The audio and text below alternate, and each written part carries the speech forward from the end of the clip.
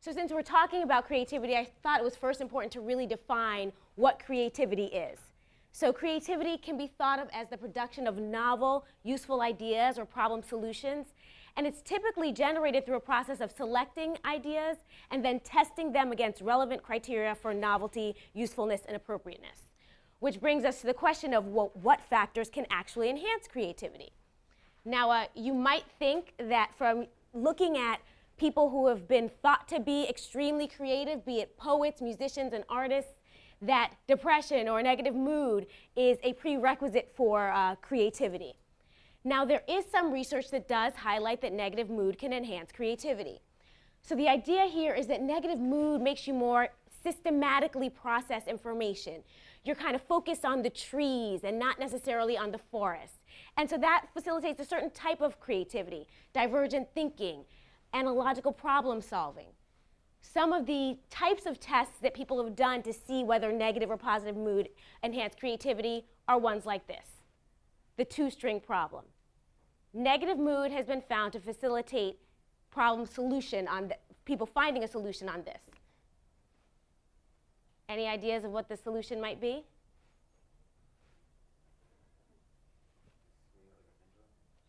You swing it like a pendulum, stand by the non-swinging string, catch the swinging string, and then tie it. How about this one?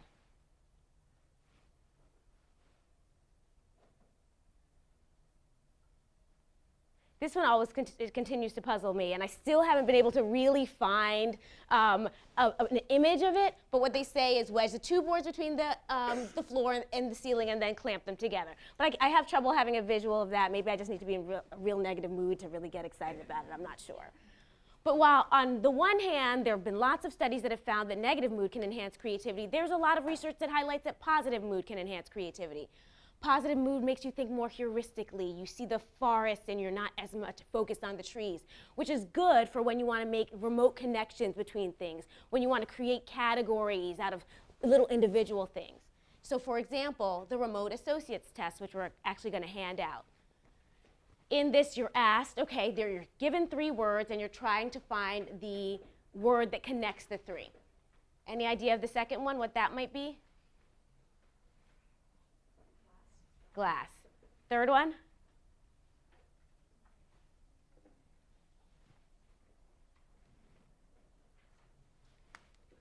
Cabbage. The next one is spider, deep, silver, and bar. You're going to get more of these.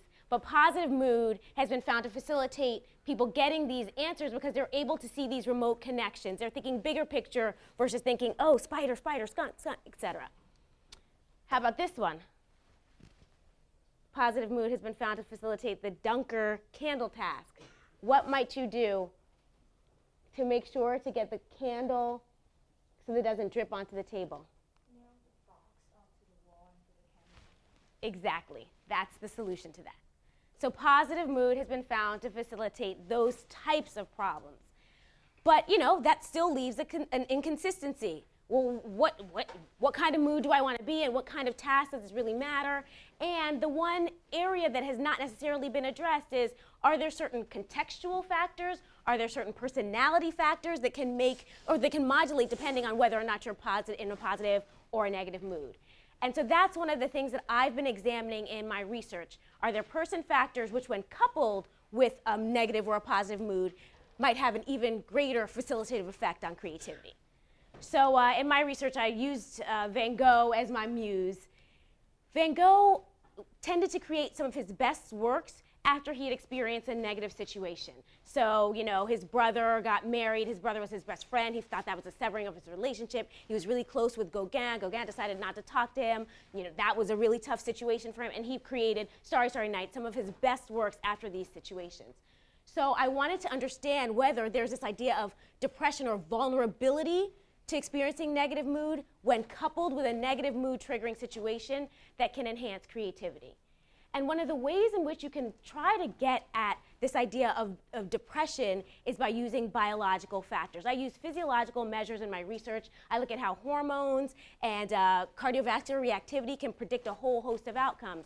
So in this study, I wanted to see if this vulnerability to depression which you can measure using a hormone called DHEA. What is DHEA? It's secreted from the adrenal glands, which sit right on top of the kidneys. You have lots of it when you're young. When you're older, it decreases. Low levels have been associated with depression. So DHEA was my way of actually measuring a vulnerability to depression. So the idea of the study, the goal of the study, was to put people in negative or positive mood, measure their DHEA, and see what the relationship between mood, DHEA levels were, and creativity.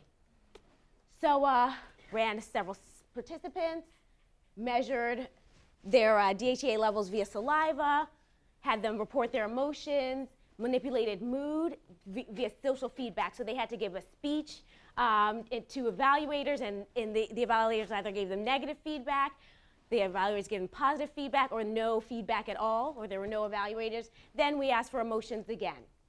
And then they engaged in a creative task. What was the creative task? They had to make a collage. They were given a piece of cardboard, some glue, glitter, felt paper, and they were just told, just make whatever you'd like. Here's an example of one of the collages that the participants made. Here's another example. Any thoughts on which one was the most creative in the bunch? Pretty easy to figure out. But the question was, which condition, when you got the negative social feedback, were you more creative, or the positive social feedback? Well, it actually did turn out that this person was in the positive condition, and the most creative was in the negative condition. So those who received the negative feedback were more creative on this task than those who received the positive feedback. But then we get back to this question of, well, what about, were there any person factors that affected this? What do we find when we look at their DHEA levels? Does this idea of Van Gogh and his situation resonate here? Here on the x-axis, I have DHEA, which is this vulnerability to depression. Higher levels here means you're more vulnerable. Lower levels there mean, if you're high in DHEAS, you're less vulnerable. Lower levels means you are more vulnerable, okay? So here, vulnerable, here, less. All right. If you look at the people who got negative feedback, when they were low in DHEAS, then they made the most creative collages when they got the negative feedback. We don't see this relationship with people who didn't have to give a speech or in front of evaluators or in the positive condition. So there's something about this vulnerability to depression which, when coupled with a negative situation, can enhance creativity. So that was a summary of that study, but I wasn't 100% convinced because, it was a collage. There are lots of different types of creativity. And so as I started thinking about it, I was like, well, what kind of creativity does making a collage get at? And this kind of speaks to what you were talking about, filtering versus springboard, right? So when I thought about the behaviors that made people better or could have made people better at this task, paying attention to detail, being careful in your selection, oh gosh, this circle is not good here, let me put this elsewhere. Scrutinizing, being vigilant. And you can tell there was not much paying attention to detail, not much scrutinizing, not much going on here with the least creative collage. But you can tell here that there was a lot of that going on. First of all, they ripped up the pieces of paper. There were large rectangles, and they ripped them up to create a lot of attention to detail. Now, what if you have so I consider that more of the filtering, the execution creativity. But what about the creativity that's aligned with brainstorming, wanting to have an aha moment? That's a different type of creativity, and perhaps positive mood might facilitate that. So that was what I wanted to look at in the next study. So one way to get at this idea generation mindset is to have people do different types of puzzles. So here are word puzzles that participants were given. Any guesses of what this might be? All-star game. So they were given 21 of these, and they had to figure out what they meant. And they did this after the same type of manipulation, after getting positive feedback or negative feedback. And what did we find? That in the positive condition, when they got the positive feedback, they were better at answering these questions or getting these correct.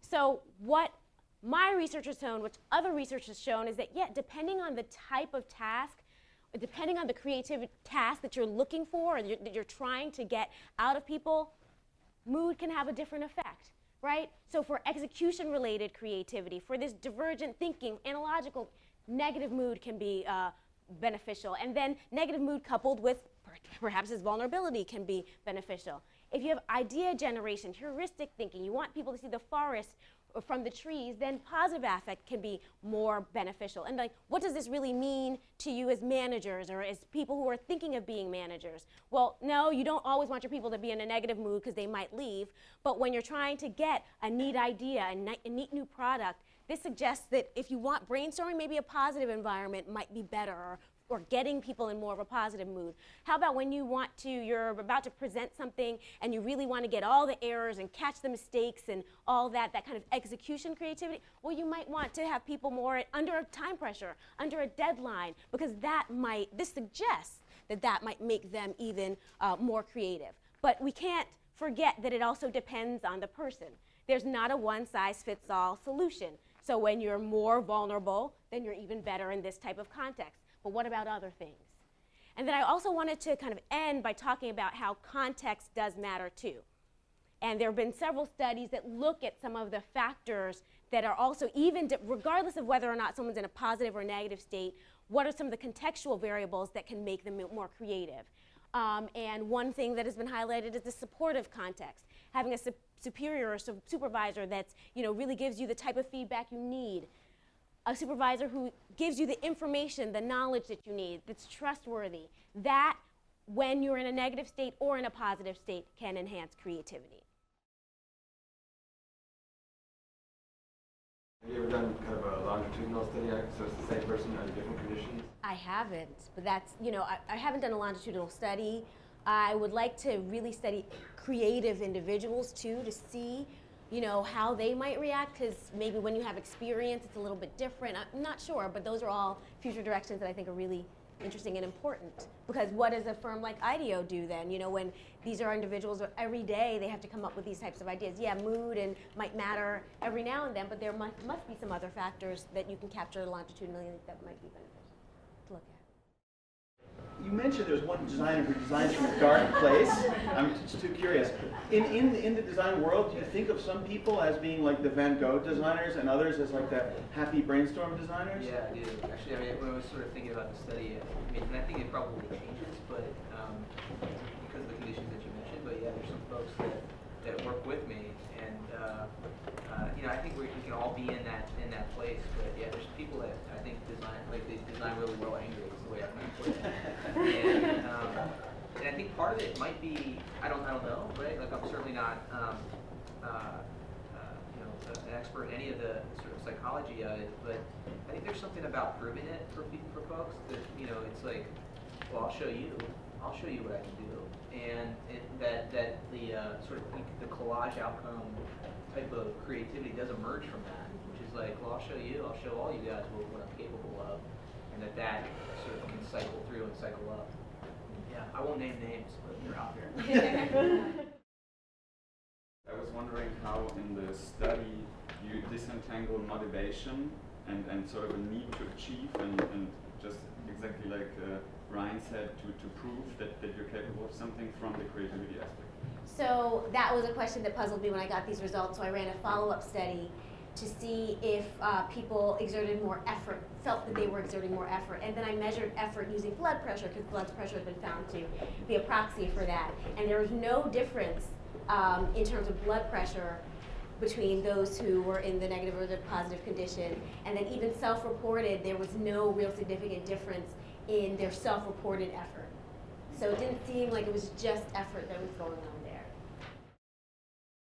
And another point that I didn't touch on in the presentation is this idea of satisfising versus optimizing, which you hear a lot in the research, that under positive mood, you're using your mood as an input in terms of how good the idea is or how you think about it.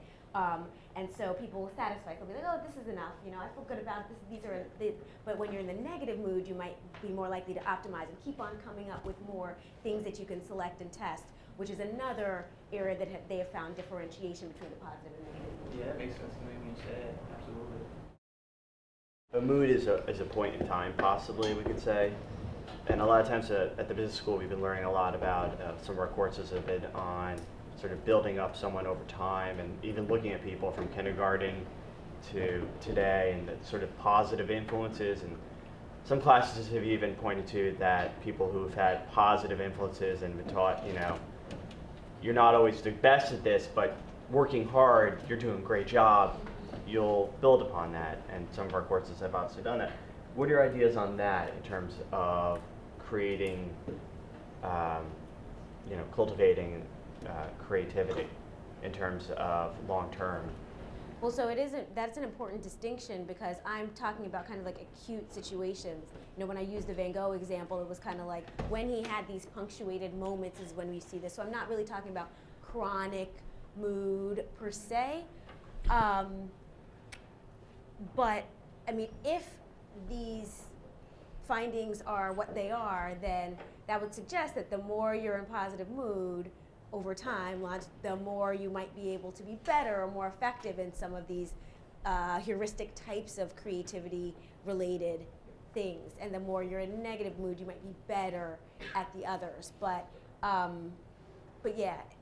we know that experience, we totally modulate in our mood and things like that throughout the day, so one of the things I am interested in are these acute situations. What happens if you have a bad presentation and then you have to do something creative later? You have to write a paper, you have to whatever.